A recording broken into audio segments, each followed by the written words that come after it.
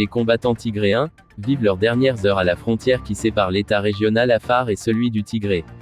L'un des plus célèbres généraux tigréens, Ayaloum, avait dit un jour: « Je connais parfaitement les Afars.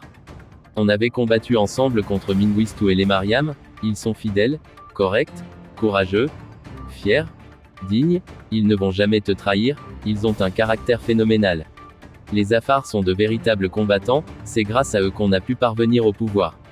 Mais nous les avons remerciés par notre ingratitude. On les a trahis, détruits, mais ce sont des gens patients qui ne baissent jamais les bras et malgré toutes les difficultés, vous sourient et vous accueillent.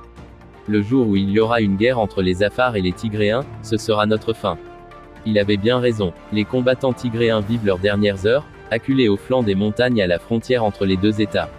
Aura, Yalo, Kalouane et Oua sont débarrassés des traces de Tigréens. Les combattants Afars et les forces spéciales Afars contrôlent totalement ces régions à l'heure actuelle.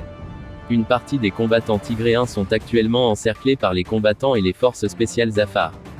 Dans la seule journée de dimanche passé, les combattants et les forces spéciales Afars ont détruit toute une compagnie des combattants tigréens avec leur logistique. Il leur aura fallu une semaine pour démembrer, désintégrer et totalement défaire les combattants tigréens. Les Afars ne comptent sur personne pour protéger leur État, c'est une question de survie, de la protection de l'intégrité de leur État, de leur souveraineté et surtout de leur identité. Avec ou sans appui des soldats éthiopiens coalisés, les Afars entendent bien de défendre leur souveraineté à tout prix. Aujourd'hui, une manifestation monstre a été organisée par la population Afar à Samara, pour exprimer leur soutien envers leurs valeureux combattants et leurs forces spéciales qui ont défait les Tigréens.